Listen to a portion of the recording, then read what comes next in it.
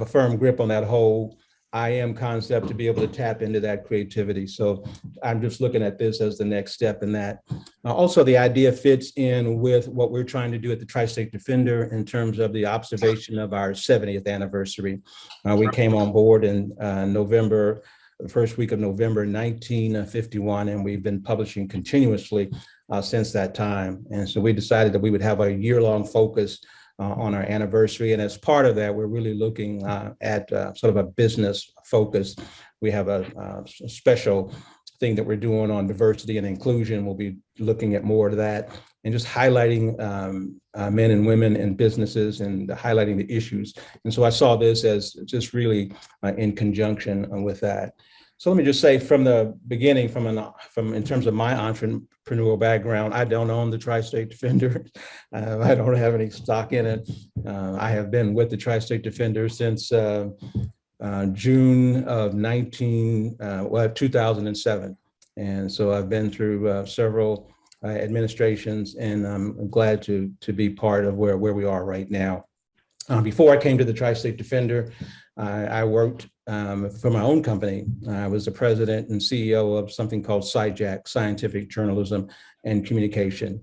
And I was actually working with that brought me to the Tri-State Defender to try to convince the interim editor at that time to help me extend this idea of creativity as a source of wealth and what we might need to do as a community to bring that about.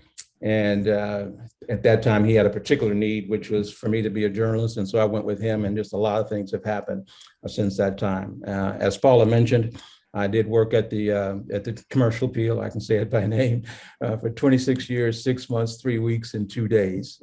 And that was quite an experience. And you can take what you want from the idea from the fact that I know each day. Okay, but I will say that I got an opportunity to cover a number of business stories along the way and heighten my appreciation for it. And I just think maybe going all the way back, my dad was a garbage worker, but on the side, he was, I guess you'd call like Sanford and Son. He had a truck just like Sanford and Son. And used to pick up cans and garbage and work in a few office businesses. And so that gave me some exposure to business. But I think the thing that really got me going was just a happenstance. I happened to step into a class one day in junior high school, after school class on junior achievement. I'd never heard of junior achievement, but I just walked in and got an idea of what they were talking about. I joined up. We created our own little company. We broke it down into different companies. In our company, we made trunk retainers. Back in the day, they didn't have these automatic cars. You go to the grocery store or whatever, and your trunk would fly up. So we got together and we made these little parts and these little trunk retainers. And then I learned the value of marketing because we sold them for $1. And I came up with this idea to say to people that you could buy this trunk retainer, and it's $1 for the youth of America. And I tell you, they started selling like hotcakes, So I've learned along the way the value of business, but also the value of marketing. So I feel like I'm coming full circle.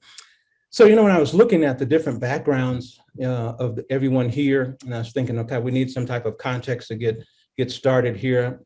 And so what I want to do is just draw a little bit from some of the facts that I saw associated with each of the individuals, and then we'll just get into let them have an introduction of themselves first before we then get into the questions. But when I was looking at Ms. Shelby's, what she does over there, and particularly the 800 initiative, I saw this set of facts. It said that of the 69,000 privately owned firms in Memphis, 62% of them are minority owned. It said that these firms, however, account for less than 3% of the $36.5 billion in revenue that Memphis generates annually. And then also about 97% of these firms are run and operated solely by their owners with no additional employees for support, and that most of these businesses are suffering from a lack of access to resources like capital funds and business acceleration programs. So I think that is a good base of information to have as we go forward. And then as I was looking at the BBA, I heard Mr. Strickland, or saw where Mr. Strickland made this comment. He said there is a heightened awareness and intentionality around the value of creating wealth in the African-American community. I certainly am interested in hearing him address that. And he also said that when Memphis is able to speak to wealth creation, in addition to addressing poverty, he said, then we will shift the conversation and ultimately shift the outcomes. Again, that's a good base upon which to have a conversation. And then over at the Crew Center, this stuck out to me. It said in Mr. Hoffmeyer and in the group, in talking about the Crew Center, it said that every student benefits from having and exercising an entrepreneurial mindset. Yeah, so it's like, what is an entrepreneurial mindset, and how can we go about this business of making sure that every student is exposed to this entrepreneurial mindset? And then Ms. Landis, who I've known for such a long time, but some facts associated with what she's doing over there now with Oteka. It says that in 1972, there were a little over 400,000 women-owned businesses, and that today there are 13 million plus, generating $1.8 trillion a year to the economy. And this stuck out to me. It said that 64% of all women-owned businesses were started by women of color. And of course, she runs her company with her daughter. So we're looking to hear more about that. And then Mr. Mcgee, this was interesting to me. What jumped out to me is that he has put his hands on the worth and the value of how you take a passion. And he has a passion for seeing the protection and preservation of one's of a community heritage. Now, he does a lot of things, but he's found a way to tap into that passion that he has about that and build it into what he does as a business and make it part of a business model. And I think that whole idea of being able to associate your worth and value, your passion relative to what you're doing is really a baseline thing. So with all of those things said, then let's go ahead then and get into our panelists. And why don't we start with Ms. Dobbins, and you just introduce yourself to the discussion. Well, thank you so much, Dr. K. Oteka Technologies is a low voltage security camera access control business that we're going to be about 6 years old in March. Just very, very happy to be here. Second generation business owner. I learned the majority of what I know from my father, watching him grow businesses here in Memphis, Tennessee.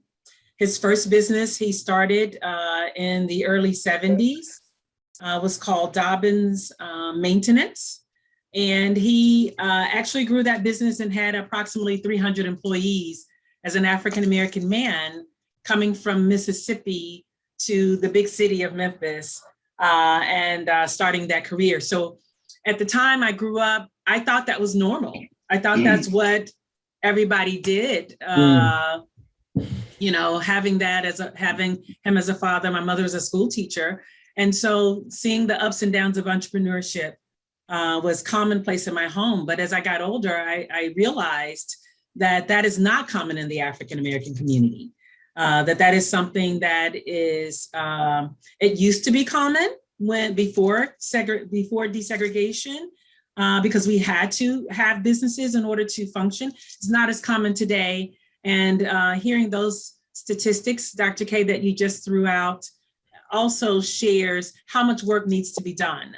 If we have that amount of African-American businesses, but the majority of them are single-headed businesses without employees, then as Ernest has said, Ernest Strickland at BBA, how do we grow wealth in the African-American community, particularly in a city like Memphis that is 67% African-American with a very low poverty level, so a very high poverty level. So we've got to look at solutions in order for our great city, or the potentially great city that we have, to be able to be the great city that we can make it And one of those solutions is to grow African-American businesses.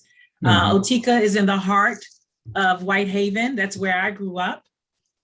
There was a murder on the corner a couple of months ago. There's always something going on. I mean, we have to have bars on our doors, but I'm hoping that through this initiative of us growing African-American businesses, we can take a bite out of crime. We can help the poverty and make wealth in the African-American community. And then the African-American community can then be a more vibrant solution to the healing the wounds of our community and the microcosm to help Memphis as a whole, because we will never grow and attract the businesses that we need if we don't grow those businesses here and allow those businesses to have wealth so they can then give back to the community. That's right. Well, your dad was a great guy. I had a wonderful opportunity to work with him over the years. Thank you so very much. Brother Mcgee, tell us a little bit about yourself. I know that you're the owner of MDM Investments of Memphis. Give us your introduction, please. Hello, thank you, Dr. K. My name is Michael Mcgee.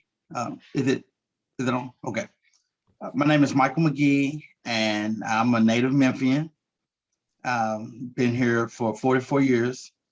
I'm a graduate of University of Memphis. I'm a serial real estate investor. I started out as a loan officer. So as a loan officer, I was putting together deals to provide mortgages. And I realized that I could work on more mortgages than showing houses. I can only show one house at a time. So I took that path of being a mortgage loan officer. Then I got into doing more investing. And as I start, my appetite for information allowed me to assemble land and start buying up properties because I saw the migration going back into the urban areas. And I'm gonna touch on that a little bit more and when we get into it, but I wanna leave it there because I have some good meat and potatoes for you guys. Okay, meat and potatoes, I love that. All right. Mr. Hoffmeyer, over at the Cruise Center, tell us a little bit about yourself in addition to the Cruise Center. Sure. So I'm Mike Hoffmeyer. I'm the director over at the Cruise Center for Entrepreneurship here at the University of Memphis. Just as a quick intro, the Cruise Center is a non-academic unit that exists to inspire, train, support, and develop and educate aspiring young student entrepreneurs. That's something we're very passionate about. We work very closely with Shelby and Brian over at CBU as well on some of our community-facing efforts.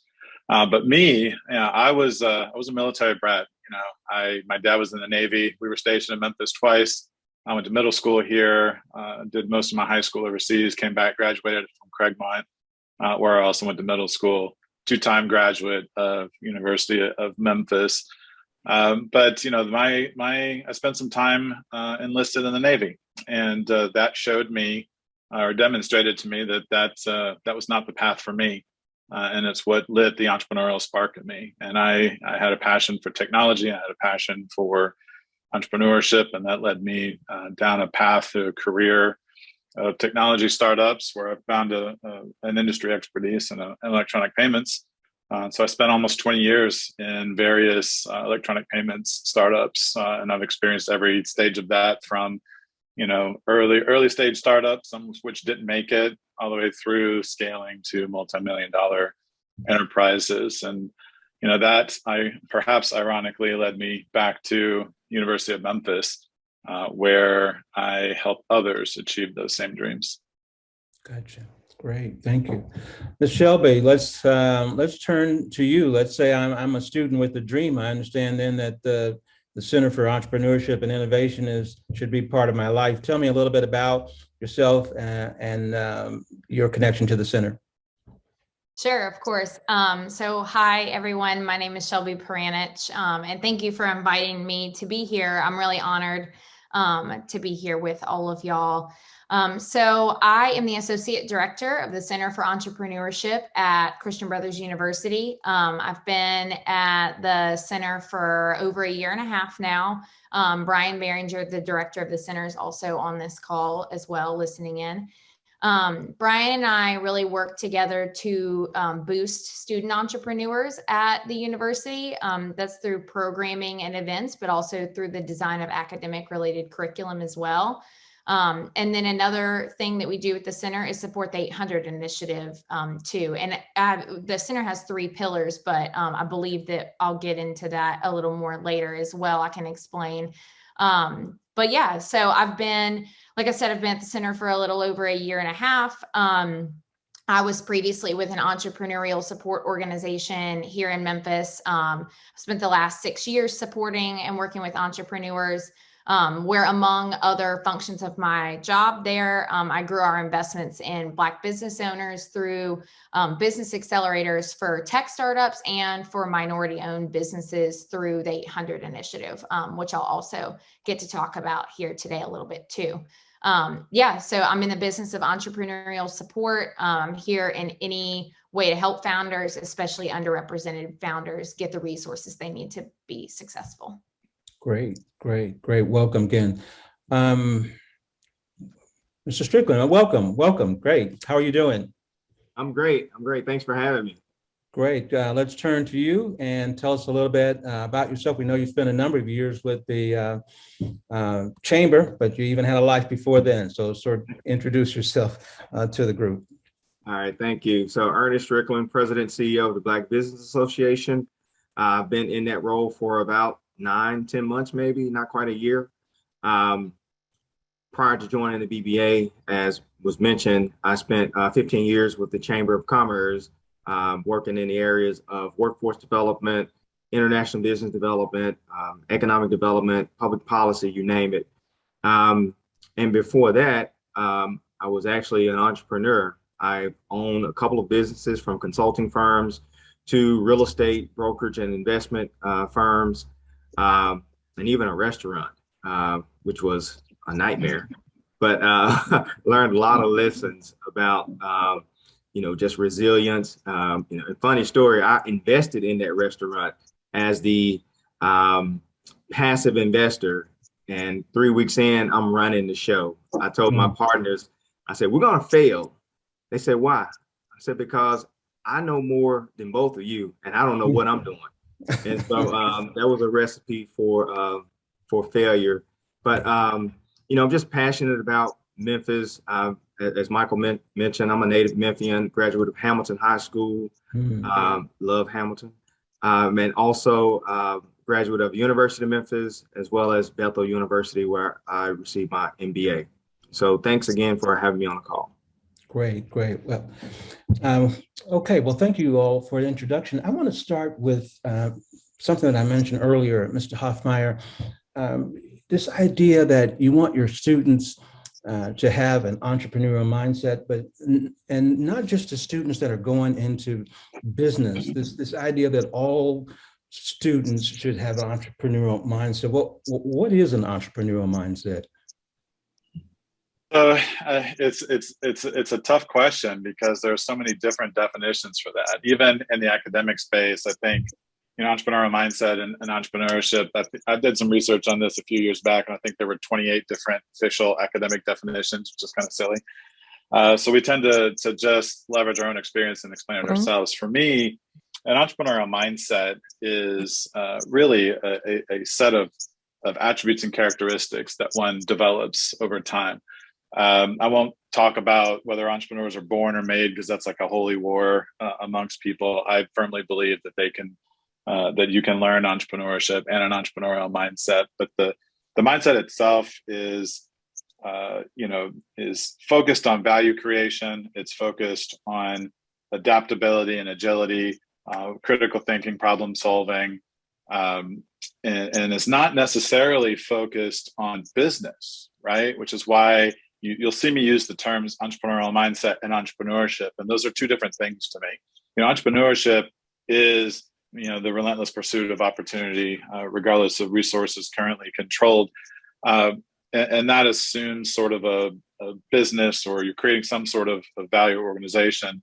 Entrepreneurial mindset is something that's valuable to everyone, whether you're going to be an entrepreneur or not. And if you look at some of the academic research about what the 21st century skill set consists of, there's about a 40% overlap of entrepreneurial mindset and those 21st century skills. What that tells you is that entrepreneurial mindset is a critical piece of what it takes to be successful at work in the 21st century. And so that's one of the reasons that we're focused on this. Every student should have an entrepreneurial mindset piece, because that's what it takes to survive in the gig economy, to survive when we don't know what the future looks like, to survive during things like a pandemic, where most people saw problems and doom and gloom, where if you have an entrepreneurial mindset, what you saw was a boatload of new opportunities opening, because all of these problems suggested people had needs that you could fill and solve. So that's sort of the short answer of what it means to have an entrepreneurial mindset and why it's important. So I'm going to stick on that theme for just a moment, Mr. Landis, because when I was listening to your introduction and what little I know about your background, you grew up in an environment, a home environment, where the entrepreneurial mindset was a way of life, is what I take it. And then just that sort of awareness that you got later that, hey, you know what, that's not standard. So then how did, is it just a matter of exposure to that? I would think exposure is quite important, which is why sometimes in our inner city schools, you have so many children talking about playing a professional sport or becoming an entertainer, and absolutely nothing wrong with those things, but they're not really exposed to seeing, Black women, Black men in charge of corporations, or learning about entrepreneurship. And so it becomes a real issue that we do, we have to give back that way. But I do agree that entrepreneurship can be trained, and it is a mindset. I tend to think that some of us who've started businesses are a little crazy, because it's so challenging that, it's unbelievable, really, the amount of barriers that are in place. And so I can't imagine, 40 years ago starting a business, because today it is tough. And, we're going to stay cheerful in the face of these obstacles, but we need so many more resources. So thankful for you, Mr. Hoffmeyer, and you, Shelby. I'm not going to try to butcher your last name, but and for Ernest and the advocacy organizations, and for the Tri-State, because kudos to those businesses, the Tri-State, that have been in business for that amount of time. But it is absolutely a problem. And so sometimes, as my children can witness, it is, who would want to do this? You really, it is tough as can be, and you have to really pull out all of your strength and prayers and everything in order to try to be successful.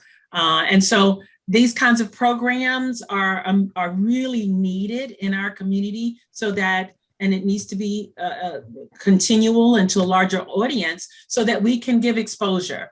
And so that many more people know that this is an opportunity. In my previous lifetime, I worked for the government in capacity to try to grow minority and women-owned businesses. And so I was able to sit on that side of the table and bring my experience from this side of the table. And so it gave me a better appreciation of both sides. And so we look forward to doing more programs like this, and increasing our exposure, those of us who've decided to open the businesses, and show that you can be successful doing this, not just professional sports and rapping and so on and so forth, that you can use your brain and your network to determine your net worth.